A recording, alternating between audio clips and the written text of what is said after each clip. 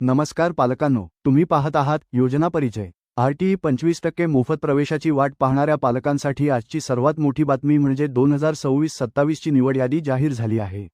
येत्या 1 ते 2 दिवसात ही लिस्ट अधिकृत पोर्टलवर उपलब्ध होईल, पण पालकांनो, लिस्टमध्ये नाव येणं म्हणजे प्रवेश निश्चित होणं नाही। खरी प्रक्रिया आता सुरू होते, ती म्हणजे डॉक्युमेंट व्हेरिफिकेशन। तुम्हाला तुमच्या पाल्याचं सिलेक्शन 100% पक्क करायचं असेल, तर तुम्हाला तुमच्या जिल्ह्याच्या व्हेरिफिकेशन सेंटरवर जाऊन कागदपत्रांची पडताळणी करून घ्यावी लागेल आणि तिथून कन्फर्मेशन लेटर मिळवावं लागेल। यावर्षी तब्बल 1,14,833 विद्यार्थ्यांची निवड करण्यात आली आहे। जर कागदपत्रात छोटीशी जरी चूक झाली, तर मिळालेला प्रवेश कोणत्याही टप्प्यावर रद्द होऊ शकतो। म्हणूनच आजच्या या विशेष व्हिडिओमध्ये आपण अत्यंत महत्त्वाच्या आणि अनिवार्य कागदपत्रांची सविस्तर माहिती पाहणार आहोत, जेणेकरून तुमची धावपळ होणार नाही।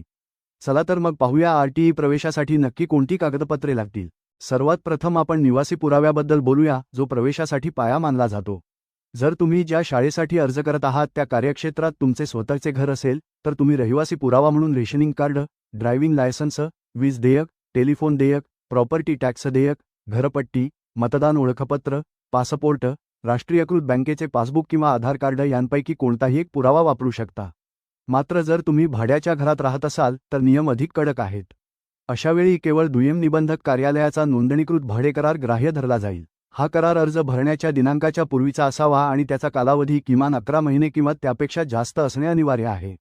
लक्षात ठेवा, पडताळणी समिती तुमच्या निवासाची प्रत्यक्ष तपासणी करू शकते आणि जर तुम्ही दिलेल्या पत्त्यावर राहत नसल्याचे आढळले, तर तुमचा मिळालेला प्रवेश तात्काळ रद्द केला जाईल।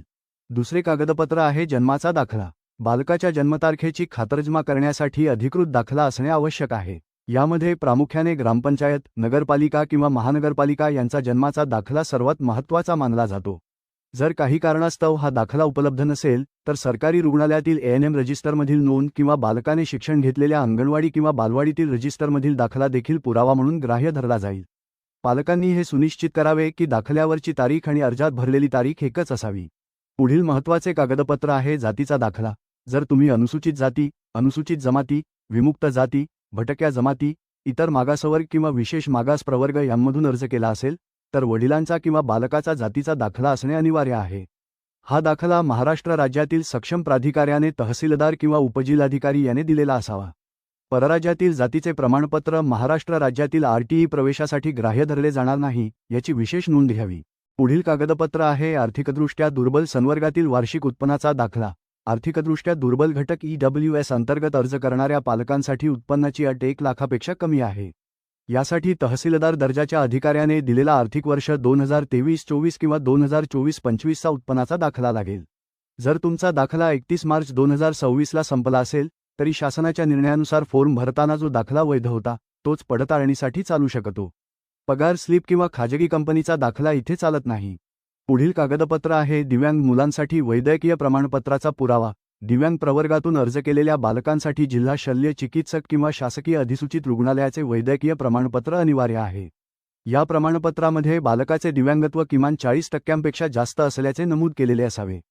पडताळणी समिती या प्रमाणपत्राची सत्यता तपासू शकते, त्यामुळे हे प्रमाणपत्र अधिकृत असणे गरजेचे आहे।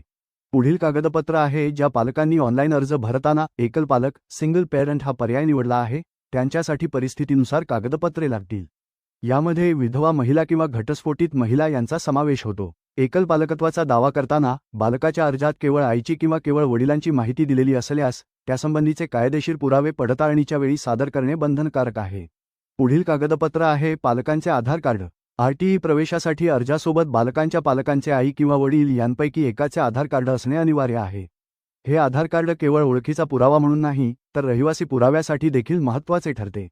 जर पालकांचे आधार कार्ड अर्जातील माहितीशी जुळत नसेल, तर प्रवेशासाठी अडचण येऊ शकते। अनाथ बालके असल्यास अनाथ बालकांसाठी कागदपत्रांमध्ये थोडी सवलत असली तरी अनाथालयाची अधिकृत कागदपत्रे किंवा बालकाचा सांभाळ करणाऱ्या पालकांचे हमीपत्र सादर करावे लागते। अशा बालकांसाठी उत्पन्नाचा दाखला सादर करण्याची अट शिथिल करण्यात आली आहे। महिला व बालविकास विभागांतर्गत येणाऱ्या संस्थांचे प्रमाणपत्र या ठिकाणी अत्यंत महत्त्वाचे ठरते। HIV बाधित प्रभावित असल्यास, जर बालक स्वतः HIV बाधित असेल किंवा त्याचे पालक HIV बाधित असतील, तर अशा बालकांना वंचित घटक या प्रवर्गातून प्रवेश मिळतो।